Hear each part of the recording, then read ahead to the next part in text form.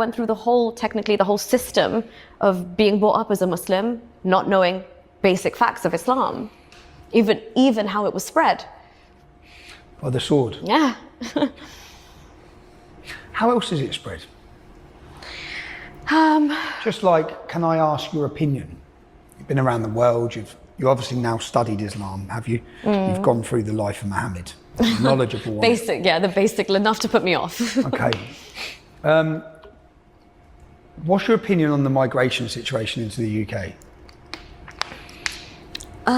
Our immigration situation, these men that are travelling here, are they travelling here for safety? Can there, under Islam, be another aspect of immigration, of migration?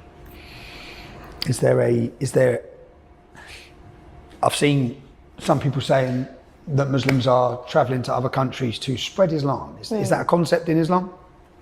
Yeah, so without fear-mongering, obviously, jihad takes on so many forms.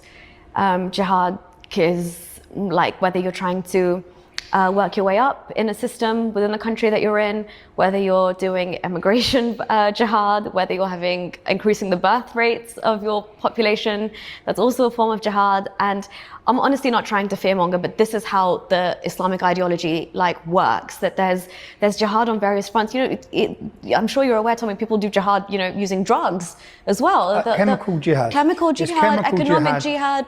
I spoke about this 2004, man.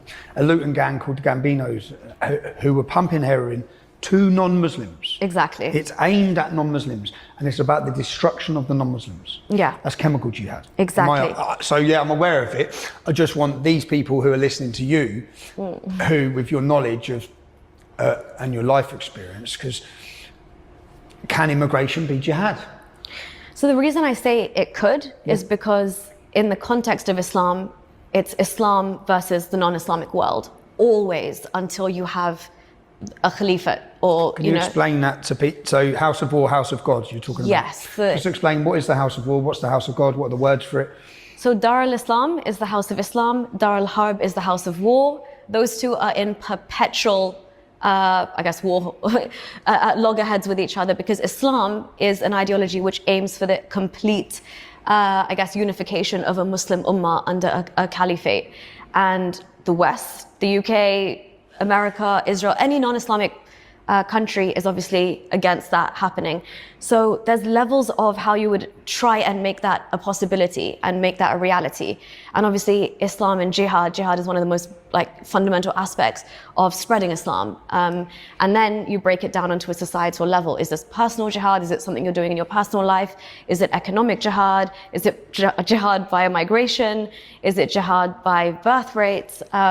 All of these factors come into play, and you see that with the Dawah gangs here, and even some of the Islamic commentators. They're not, even if they're speaking, if you read between the lines, they're not accepting the law of the land here. They happily say, shame on the British police, shame on this, shame on that. They're not hiding the fact that Islam should dominate, their way of life should dominate and be. No, they're very open. Yeah, exactly. How aren't our politicians listening to them? Exactly. When we have House of War, House of God, just so people understand, that's not us that have chose those terms, that's Islamic. That's Islamic, yeah. So Islamic's teachings is you have the House of War, which is the non-Islamic house, and the House of God, which is the Islamic house. Yeah. And I go on to this point from the question of the grooming gangs. Yeah, I'd like to get your opinion on it. Because the verses in the Quran that state when at war, they can take non-Muslim women. I've had Muslim commentators I've debated with, and they said, no, that's only when at war. Yeah. Well, if you've got the House of War and House of God, and we're in the House of War, you are at war. And all a Muslim, and maybe they don't, but all a Muslim has to do to justify his actions in Rochdale, Rotherham, or one of those cities, all he has to do to justify it amongst the community and family is, we're at war. This is a non-Muslim country. We do what we want.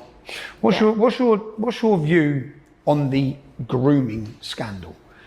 And when did you become knowledgeable? When did you know about it? Honestly, because when it was all happening, I was out of the country, and it's only recently, since leaving Islam and then realizing the police failures, because obviously I work in the domestic violence sector now, so violence against women and girls is, it really matters to me now in this country. And that was one I looked into, because the rampant police failings, the things that these girls were told by the police when they were actually reporting it, like I've read verbatim what the police's response were in terms of like, oh, that girl was a lost cause anyway, she's a druggie, or this girl had a low bar for men, or this girl liked hanging around Asian men anyway, like she bought it on herself. Willing prostitute. Willing prostitute, like words like that were used. I would say it's definitely one of the biggest police failings in our time to protect these women. And if you listen to the stories of the victim survivors of that, they actually say this is beyond just like, you know, even like rape gangs and stuff. This is grooming, but they operate like terrorist style networks to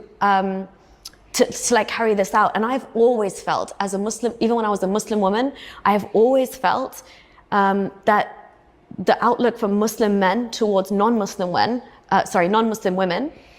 it's shameful. It's already, and I think the Quran allows for this as well, because non-Muslim women, technically according to Islam, are fair game for you in these situations, because the Quranic verse about veiling actually says that tell your, oh believing Muslims, tell your women to cover so that they are not molested or harassed. And who's not covered? The non-Muslim women, so they can be harassed and molested.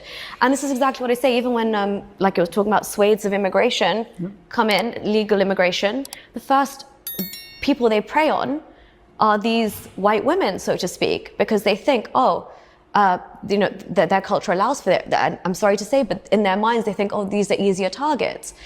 And it's justified by their religion. I've searched for one case to try and find a Muslim woman wearing a hijab who's been grabbed in the street and raped or assaulted, and I can't find any in the UK. Whereas, so every time we read about a woman being, there was one this week again, a woman gets dragged off the street, she's raped, by a Muslim.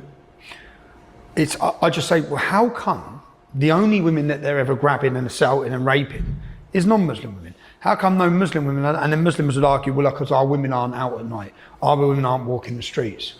We'll just say it's more that with the outlook you've seen of their view of non-Muslim women, have you personally seen that growing up from Muslim men, a negative view of non-Muslim women?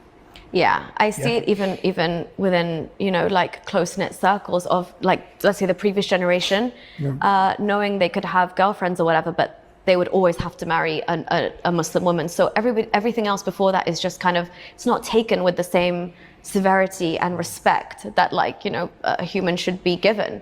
And I think there is some context, like, of the religion behind that. But I did look into it as well, because I wondered, was this predominantly their target? Because it seems so disproportionately like, you know, white English girls that they target. Like it's like almost they're preying on these vulnerable young women.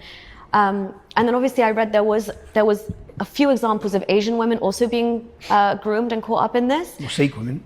And Sikh women, exactly. Again, non-Muslim, you're right, 100%. But yeah, again, the justifications, very, very fewer Asian women, and again, they're non-Muslim, but the justification is still there because white women would be their target predominantly, and they don't shy away from that. So if we see those numbers being much, much higher, it's because there's even hadiths which talks about, like, capturing sex slaves that have blonde hair. So it's dark Islamically. And there's one verse in the Quran says that they're blameless. Yeah. For taking sexual slaves, blameless. It's a divine right in that state. The job you're doing now, so since leaving Islam at 25, is that when you left? No, at 25 I started looking into it. I left by about 26, 27. Okay.